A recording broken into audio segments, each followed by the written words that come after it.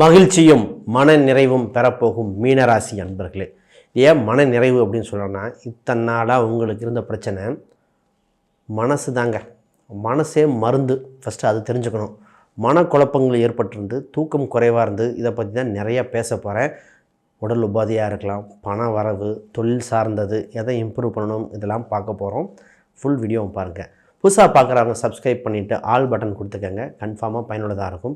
அனைத்து வயதினருக்கும் ஆண் பெண் இருவருக்கும் சமமாக தான் இந்த வீடியோ ப்ரிப்பேர் பண்ணியிருக்கேன். கன்ஃபார்மாக பயன்படும். முதல்ல உங்கள் ராசிக்கு நான் பேச போகிறது மனசு சம்மந்தப்பட்ட விஷயம். உங்கள் ராசியில் ராகு பகவான் இருந்து ஒரே மனக்குழப்பமாக இருக்கும். மன சஞ்சலம், தாயுடன் சின்ன சின்ன கருத்து வேறுபாடு, எடுத்த முடிவு ரைட்டாங்கிறது, 1க்கு 2 டைம் யோசிக்கிறது, எடுத்த முடிவை தவறுங்கிறது அப்புறம் தெரிஞ்சுக்கிறது, இந்த மாதிரி விஷயங்கள் நடந்துகிட்டே இருந்தது. அதற்கு ஃபஸ்ட்டு ஒரு முடிவு காலம் இனி எடுக்க போகிற விஷயங்கள் அனைத்தும் நல்ல முடிவாகவும் மனக்குழப்பங்கள் தீர்கிற காலகட்டம் வந்தாச்சு. இதுக்கு மிகப்பெரிய பரிகாரம் தெரியுமா? ரொம்ப செலவாகும். என்ன தெரியுங்களா? நல்லா தூங்குறது. பார்த்துங்க எவ்வளோ வரி சார். ஃபஸ்ட்டு உங்களுக்கு மிகப்பெரிய பரிகாரம் 12ஆம் இடத்துல இருக்கிற சனி, 7.5 சனி அப்படின்னு அதெல்லாம் பயப்படாதீங்க. ஃபஸ்ட்டு நல்லா தூங்கினாலே, தூக்கம் குறைவாக இருந்தால் ராகு சஞ்சலத்தை கொடுத்துருவார். தூக்கம் நல்லா இருந்துட்டு அந்த பிரச்சனை வராது. இப்போ உங்கள் பிரச்சனை ஏன்னா காலபுருஷனுக்கு 12ல் ராகு இருக்குது. அப்போ தூக்கம் குறைவாக இருக்கிறவங்களுக்கு தான் தூக்கம்தான் பிரச்சனையே. அது சார்ந்த பரிகாரம். அப்போ நல்லா தூங்குறது. அப்போ கடவுள் வழிபாடே பார்த்திங்கன்னா சைனா கோலத்தில் இருக்கிற பரிகாரம் அனைத்துமே சக்ஸஸாக இருக்கும். பத்மநாத சாமி கோயிலாக இருக்கலாம், ஸ்ரீரங்கமாக இருக்கும். இப்போ கோவை மாவட்டத்தில் பொள்ளாச்சி பக்கத்தில் பார்த்திங்கன்னா மாசாணி அம்மனாக இருக்கும், அங்காளம்மன் படுத்துட்ருக்கிற மாதிரி. இது மாதிரி சைனா கோலத்தில் இருக்கிற அனைத்து கடவுளும் உங்களை நல்வழிப்படுத்தி மனசை ஒருநிலைப்படுத்த வந்தாச்சு. இதனால் சித்தர் வழிபாடும் யூஸ்ஃபுல்லாக இருக்கும். உங்களுக்கு மனசு தைரியமாக இருந்தாலே அனைத்தையும் ஜெயிச்சிருவீங்க. அப்போ உங்களுக்கு முக்கியமான விஷயம் மனசு தான். இனி தான் அடுத்து சொல்ல போகிற விஷயம். முதல்ல திருமணம் சம்மந்தப்பட்டது நிறைய குளறுபடி இருந்தது. திருமணம் இருக்கா இல்லையா?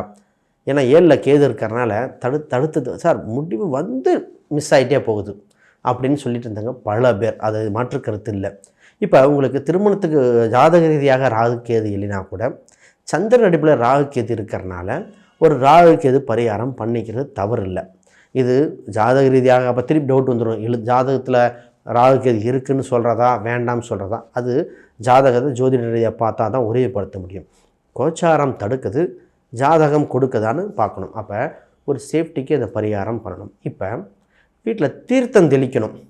இப்போ வீட்டில் ஏதோ ஒரு தீர்த்தம்லாம் இருக்கும், அதெல்லாம் வீட்டில் ஃபுல்லும் தெளித்து விட்டுட்டு தண்ணியை அடைக்கக்கூடாது. இந்த நேரத்தில் வீட்டு அருகில் இருக்கிற முள் செடிகள், வீட்டில் இருக்கிற முள் செடி, ரோஜா செடியை தவிர மற்ற முள் செடிகள் இதெல்லாம் தூக்கி போட வேண்டிய காலகட்டம். இதை போட்டுட்டிங்கன்னா திருமண தடை விலகி நல்ல வரன் வந்துடும். ஆல்ரெடியே ஒரு வரன் பார்த்து நீங்கள் ஓகே சொல்லி அவங்க இல்லைன்னு சொன்னது இல்லை, அவங்க ஓகேன்னு சொல்லி நீங்கள் யோசிச்சுட்டு இருந்து அந்த மாதிரி வரன் முடிவுக்கு வரப்போகுது. ஆக மொத்தம் திருமணம் கைகூடுற காலகட்டம் வந்தாச்சு. வெகு விரைவிலே சொல்லுவோம். இப்போ கூடிய சீக்கிரம் ஆவணி மாதத்தில் பேச்சுவார்த்தை நடக்க போகுது. இப்போ பேசலாமா சார்? உறுதியாக பேச்சுவார்த்தைக்கு தவறில்லை. ஏன் ஆடி 18லேருந்தே அது விஷயங்கள் நடக்க ஆரம்பிச்சிடும். அப்போ திருமணம் எங்கே வைக்கணும்? கோயில்லையா, ஆண் வீட்லையா, இல்லை பெண் வீட்லையா? இது ஜாதகம் சொல்லும். ஏன்னா கோச்சாரத்தில் ஒரு விஷயம் தடுக்குதுன்னா அடுத்து பார்க்க வேண்டியது கோயிலில் வைக்கணுமா, மண்டபத்தில் வைக்கணுமா, ஆண் வீட்லையா, பெண் வீட்லையா, மணமகன் அந்த இது ஜாதக அடிப்பில் பார்த்துக்கங்க. அது ரொம்ப பயனுள்ளதாக இருக்கும். அப்போ திருமணம் உண்டு சார். ஒரு சிலருக்கு இந்த 2வது திருமணம் மாதிரி இருக்குது சார், இது எப்போ சார், எங்களுக்கு எப்போ சார் விடிவு காலம்? அப்படிமே உங்களுக்கு யோகம்ங்க. உங்களுக்கு 9ஆம் அதிபதி உங்களுக்கு 3ஆம் இடத்தில், அது குரு மங்கள யோகத்தில் இருக்கார். குரு பார்வை வேறு இருக்குது. அப்போ 2வது திருமணம், தடைபற்ற திருமணம் உங்களுக்கு சுபிட்சமாக நடத்தி வைக்க ரெடியாக இருக்கார். அப்போ திருமண யோகம் உண்டு. உங்களுக்கும் வாய்ப்புகள் தானாக தேடி வருகிறது. திருமணத்துக்கு பின் குழந்தை வாய்ப்பு. ரொம்ப நாளாக குழந்தை இல்லை, குழந்தை சம்மந்தப்பட்ட தொந்தரவு இருக்குது, குழந்தையினால் வருத்தப்பட்டிருந்தாங்க. இப்போ குழந்தைங்க மார்க் எடுக்கலைன்னு ஒரு வருத்தம், குழந்தைங்க மார்க் எடுத்துட்டா எங்கே ஸ்கூல் சேர்த்துறது இல்லை காலேஜ் சேர்த்துறதுன்னு வருத்தம். அவங்களுக்கு நம்ம பொருளாதாரம் பயன்படுமா பராதான்னு இந்த மாதிரி குழந்தைகள் சம்மந்தப்பட்டது, அதாவது இல்லாத ஒரு பொருளை இருக்கதா நினச்சி வருத்தப்பட்டவங்க பல பேர். உங்களுக்கு என்ன நடக்க போகுது அப்படின்னா, உங்களுக்கு உதவிகள் யாரோ ஒருத்தர் செஞ்சு உங்கள் மனக்குழப்பத்தை தேர்வு பண்ண போகிறார். உங்கள் குழந்தைகள் வெற்றி பெறுகிற காலகட்டம் ஒன்று. இதே ஆண் குழந்தையாக இருக்கிறதாலும் சரி, பெண் குழந்தை, அனைத்து குழந்தைக்கும் பொருந்தும். அதுதான் இங்கே. ஆக மற்றும் உங்கள் குழந்தைக்கு சம்மந்தப்பட்டதை கவலைப்பட தேவையில்லை. இப்போ அடுத்த ஒரு குழப்பம் என்ன இருந்ததுன்னா, அம்மா சம்மந்தப்பட்டது. அம்மாவுக்கு உடல் உபாதையாக இருக்குதுங்க, தொந்தரவாக இருக்குது, தோல் சம்மந்தப்பட்ட வியாதி ஒரு பிரச்சனையாக இருக்குது, அவங்களுக்கும் மன நெருக்கடியாக இருக்குது. இப்போ இந்த மாதிரி கதைகள்லாம் இருக்கு இல்லையா? இதற்கு என்னென்னா, மாரியம்மன் கோயிலில் உப்பு, மாரியம்மன் கோயிலில் உப்பு, மிளகு இதை மட்டும் போட்டு வேண்டுதல் பண்ணிட்டு வாங்க. தாயின் உடல்நிலை சீராகும். இது மாற்றுக்கருத்தே இல்லை. தந்தைக்கு பெரிய தோஷங்கள் எதுவும் காட்டலை. அதனால் நம்ம ஆல்ரெடி பெரிய ஜாதக ரீதியாக தொந்தரவுகள் இருந்தால் நம்ம ஜாதகத்தை பார்க்க வேண்டிய சூழ்நிலை. இப்போ தொழில் செய்கிறவங்களை பற்றி பேசுவோம். தொழிலில் விருத்தி ஏற்படுகிற காலகட்டம், தொழிலில் ஆல்ரெடி செஞ்சிட்ருக்கிறவங்க இன்னொன்று விருத்தி பண்ணக்கூடிய காலகட்டம். இது வெளிநாடு சம்மந்தப்பட்ட தொழில் இல்லை கடன் கொடுக்கல் வாங்கல் தொழில், இந்த மாதிரிலாம் இருந்தால் ரொம்ப யூஸ்ஃபுல்லாக இருக்கும். சார் இந்த நேரத்தில் ஒரு பிஸ்னஸ் வெளிநாட்டில் கொடுத்து வெளிநாடு சம்மந்தப்பட்ட கான்ட்ராக்ட் கேட்குறாங்க, ப்ராஜெக்ட் வருது, இதெல்லாம் பண்ணலாமா? உறுதியாக பண்ணலாம். கூட்டு தொழிலாக தனித்தான், அது ஜாதகத்தை மட்டும்தான் பார்க்கணும். தனித்து கோச்சாரத்தில் சொல்லக்கூடியதுன்னா கோச்சாரம் மாறக்கூடியது, ஜாதகம் நிலையானது. இப்போ கோச்சார ரீதியாக வேண்டான்னு சொல்லுது, அப்போ ஜாதக ரீதியாக பார்த்துட்டு உறுதிப்படுத்திக்குவோம். அப்போ உங்களுக்கு வெளிநாடு சம்மந்தப்பட்டு இம்போர்ட் எக்ஸ்போர்ட் சம்மந்தப்பட்டு கட்டடம் சம்மந்தப்பட்ட விஷயங்கள்லாம் எல்லாமே சக்ஸஸ். அரசு வேலை சார், நான் என்ன சொல்கிறேன்னா, அரசு சம்மந்தப்பட்ட வேலையில் கான்ட்ராக்ட் எடுத்து பண்ணிகிட்ருக்கேன், நான் கவர்மெண்ட்டு கான்ட்ராக்ட் எடுத்து பண்ணிகிட்ருக்கேன். இப்போ உங்களுக்கு யோகமாக இருக்கும். ஒரு பொருளை வாங்கி விற்கிறவங்க, அதை பற்றி பேசுவோம். உற்பத்தி பண்ணுறதுன்னு ஒரு கேட்டகரி, அவங்களுக்கு ரொம்ப நல்லா இருக்குது. வாங்கி விற்கிறவங்க, அவங்கள பற்றி பேசுவோம். ஒரு பொருள் தயாரிக்கிறது ஒருத்தர், வாங்கிறது ஒருத்தர், இடையில் நான் வாங்கி ட்ரேடிங் மாதிரி பண்ணுறேன், வாங்கி விற்கிறேன். வாங்கி விற்கிறவங்களுக்கு என்ன அப்படின்னா, ஆஃபர் போட்டு விற்க வேண்டிய காலகட்டம். உங்களுக்கு தொழில் இருக்கா? உண்டு. உங்களுக்கு பப்ளிசிட்டி ஆக வேண்டிய காலகட்டமாக இருக்குது. உங்களை பற்றி நிறைய பேர் தெரிஞ்சிக்க வேண்டிய காலகட்டம். அப்போ அந்த நேரத்தில் பப்ளிசிட்டி உறுதியாக தேவை. அதில் பப்ளிசிட்டி மட்டும் மறந்துடக்கூடாது. அதை பண்ணிட்டீங்கன்னா ரொம்ப யூஸ்ஃபுல்லாக இருக்கும். வாய் வழியாக உங்களை பற்றி 4 பேர் நல்ல விதமாக பேசக்கூடிய காலகட்டம். அப்போ ஒரு சில சின்ன கம்ப்ளைண்ட் ஏதோ கஸ்டமர் வந்தால் சொன்னால் கூட தனிவாக பேசி அதை சமாளித்து அனுப்ப வேண்டிய, அவசரப்பட்டு கோபமாக பேசக்கூடிய காலகட்டம் அல்ல. இதை மட்டும் பண்ணிட்டீங்கன்னா உங்களுக்கு தொழிலில் 100% வெற்றினே சொல்லிடலாம். இப்போ நேராக வேலைக்கு போகிறவங்கள பற்றி பேசுகிறோம். உங்கள் 6ஆம் இடத்தில் ஆல்ரெடி புதன் சுக்கிரன் இருக்கார், இப்போ சூரியன் வேறு போய் சேர போகிறார். இப்போ என்ன நடக்க போகுதுன்னா, ரொம்ப நாளாக இருந்த தொந்தரவுகள் விலகி, எதிரிகள் விலகி, எதிரி பயங்கள் விலகி ஒரு தன்னிறைவு அடைய போகிறீர்கள். உங்களுக்கு ஒரு விஷயம் ரொம்ப நாளாக முடிக்க முடியல, திருப்பி அதே பண்ணிகிட்டு இருந்தோம் சார், எப்போ தான் முடியும்னு தெரியல, அந்த மாதிரி பிரச்சனையான விஷயங்களுக்கு முடிவு வரப்போகுது. மேலதிகாரிகள் உங்களுக்கு ஆறுதலாகவும் சப்போர்ட்டாக இருக்க போகிறாங்க. ஆக மொத்தம் நீங்கள் செய்கிற வேலைக்குண்டான மதிப்பு, நீங்கள் செய்கிற உங்களோட ஒர்க்கு ப்ரொடக்டிவிட்டி அனைத்தும் மேலதிகாரிக்கு தெரிய போகுது. இப்போ இதில் இன்னொரு விஷயம் என்னென்னா, உங்களுக்கு புது ஆஃபர் லெட்டர், சம்பள உயர்வு, இல்லை வேற ஒரு இடத்துல வேலைக்கு புதுசாக கூப்பிட போகிறாங்க, போகலாமா? உறுதியாக போகலாம். இந்த நேரத்தில் என்ன டவுட் வரும்னா, நான் இந்தியாவில் சொஃபிஸ்டிகேட்டாக ஒரு வெல் செட்டில்டாக இருக்கேன், ஃபாரின் ஆப்பர்ச்சுனிட்டி வருது, போகலாமா? உங்களுக்கு வாய்ப்பு இருக்குது, போகலாம். அது ஏன்னா சிறு பிரிவு அப்படின்னு நினைக்க வேண்டாம். உங்களுக்கு வெளிநாட்டு யோகம், சம்பள உயர்வு, வளர்ச்சி இருந்தால் போயிட்டு வரலாம். அப்படியே பிளான் பி இன்னொன்று, இத்தனை நாளாக வெளிநாட்டில் இருக்காங்க, இப்போ இந்தியாவில் ஒரு ஜாப் கிடச்சிருக்கு, என்ன பண்ணலாம்?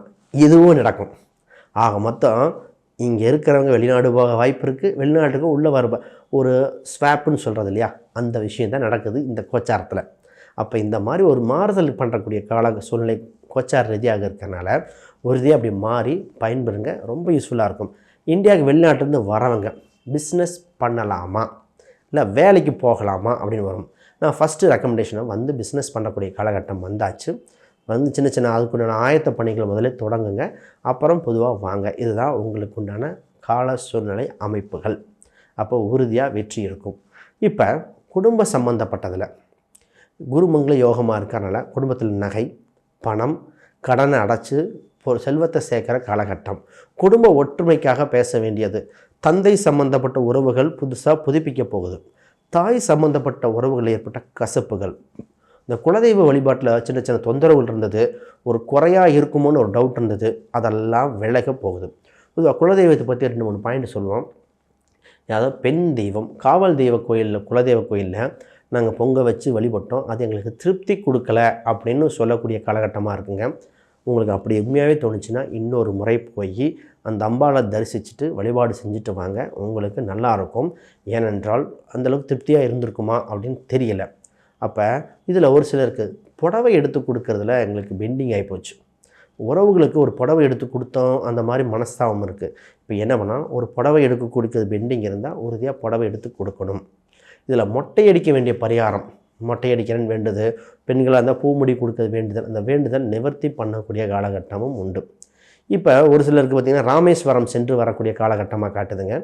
ராமேஸ்வரம், ஸ்ரீரங்கம், ஒரு சிலருக்கு மட்டும் பார்த்திங்கன்னா இந்த சாய்பாபா கோயில், ஷீரடி சாய்பாபா, இது வழிபாடு பண்ணுறக்கூடிய காலகட்டம் வந்திருக்கு. உறுதியாக போயிட்டு வாங்க. நார்த் இந்தியா ட்ரிப்பெலாம் இருக்குது. அப்போ நீங்கள் போயிட்டு வந்தால் யூஸ்ஃபுல்லாகவே இருக்கும். சொத்து சுகங்கள் என்ன சார் பண்ணலாம்? இப்போ சொத்து சுகங்கள் சேர்க்குற காலகட்டம் தவறு இல்லை, ஆனால் கடன் வாங்கி சேர்க்குற காலகட்டமாக இருக்குது. நான் என்ன ரெக்கமெண்ட் பண்ணால், சொத்து கடன் வாங்கி உண்மையாகவே தேவையா இல்லை இருக்கிறத மெயின்டைன் பண்ணணுமா அதை பார்த்துக்கங்க. கடன் வாங்கி திருப்பி அதை விற்கிற மாதிரி வந்துடக்கூடாது. ஆக மொத்தம் உங்களுக்கு சொத்து சேகர யோகம் உண்டு. கையில் காசு மோர் தென் 60% மேலே இருக்குன்னா நீங்கள் ப்ராசஸ் பண்ணணும். கையில் ஒரு 20% தான் இருக்குது. இப்போ இடம் வாங்குகிறேன், வீடு வாங்குறேன்னு நான் ரெக்கமெண்ட் பண்ணுறேன். இது கோச்சார ரீதியாக பண்ணல, உங்கள் ஜாதக ரீதியாக வேணால் பார்த்துட்டு நான் சொல்லலாம். இப்போ கோச்சார ரீதியாக கவனம் தேவை. சொத்து, இப்போ வண்டி வாகனம் ஆல்ரெடி இருக்கிற வண்டி வாகனம் ஓகே. புதுசாக வண்டி வாகனம் வேலைக்கு எமர்ஜென்சினா தான் வாங்கணுமே தவிர சில மாதங்கள் வண்டி வாங்குகிற யோகம் இல்லை. ஒரு சிலதெல்லாம் நான் பண்ணுங்கிறேன், ஒரு சிலது வேண்டான்னு சொல்கிறேன். எல்லாத்துக்கும் பண்ணுன்னு சொல்லக்கூடாது. கோச்சாரம் ஜாதக ரீதியாக என்ன இருக்கோ அதை அப்படியே சொன்னால் தான் நல்லது. சும்மா பாசிட்டிவாகவே சொல்லிட்டு போகிறதுங்கிறது தவறாக போயிடும். நீங்கள் கவனமாக இருக்க வேண்டியது மனசு சொன்னேன். இன்னொன்று பாருங்கள், ஒரு சிலருக்கு காலில் லைட்டாக வெரிகோஸ் மாதிரி ஒரு சிலருக்கு இருந்தது. அந்த வெரிகோஸ் சம்மந்தப்பட்டது. அதற்கு உங்களுக்கு என்ன ஆயுள் சம்மந்தம், எண்ணெய் சார்ந்த வைத்தியங்களே உங்களுக்கு வெற்றியை கொடுக்கக்கூடிய இதாக இருக்குது. அதனால் ஒன்றும் பயப்படுற மாதிரி இல்லை.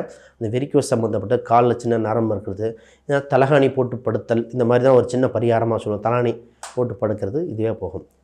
இது தவிர ஒரு சில எண்கள் சொல்கிறேன், ரொம்ப யூஸ்ஃபுல்லாக இருக்கும், உங்களுக்கு பயன்படுமா இருக்கும். 3, 9, அப்புறம் பார்த்திங்கன்னா 7, இந்த எண்கள் ரொம்ப விருத்தியை கொடுக்கறது. நிறங்களில் மஞ்சள், சிவப்பு, கட்டம் போட்ட எந்த கலராக இருக்கலாம், இல்லை ரெயின்போ கலர், இந்த மாதிரிலாம் பயன்படுத்திக்கோங்க. ரொம்ப வளர்ச்சியை கொடுக்கக்கூடிய நிறமாக இருக்கும். இப்போ இதில் இந்த கலைத்துறையினர் இல்லை சினிமா சம்மந்தப்பட்ட, பொதுவாக சினிமா சம்மந்தப்பட்டது, மீடியா, நியூஸ், இந்த மாதிரி துறை இருக்கிறவங்களுக்கு ஒரு ஸ்டெப்பில் டெவலப் ஆகிற ஸ்டேஜ் வந்தாச்சுங்க. ஏன் அப்படின்னா, உங்களுக்கு 3ஆம் இடத்துல குருமங்கள யோகம் வேலை செஞ்சிட்ருக்கறனால அப்போ நீங்கள் டெவலப் பண்ணுங்கள். போய் புது கான்ட்ராக்ட் வாருங்க, இந்த ஆடிஷன் இந்த மாதிரிலாம் ட்ரை பண்ணுங்கள். சக்ஸஸ் ரேட் ஜாஸ்தியாக இருக்கும். இப்போ ஆடிஷன் கன்ஃபார்மாக சும்மா ட்ரை பண்ணுங்கள். இந்த இதில் வாய்ப்பு மிஸ் ஆனால் கூட இதோட ரெஃபரன்ஸு உங்களுக்கு பின்னாடி பயன்படும். ஆக மொத்தம் கிடைக்கிற வாய்ப்பை வேண்டான்னு சொல்லாமல் போக வேண்டிய காலகட்டம் இதுவே. சரி, இதுக்கப்புறம் யாருக்காவது தனிப்பட்ட முறையில் ஜாதகம், பிரசன்னம், வாஸ்து பார்க்கணுன்னா தொடர்பு கொள்ளுங்கள். ஏதாவது சந்தேகங்கள் கீழே இருக்கிற எண்களுக்கு கமெண்ட் பண்ணுங்கள், கீழே இருக்கிற டிஸ்கிரிப்ஷனில் கமெண்ட் பண்ணுங்கள். உங்களுக்கு உறுதியாக விளக்கங்கள் கொடுக்கப்படும். அனைவருக்கும் வணக்கம், மிக்க நன்றி, வாழ்த்துக்கள்.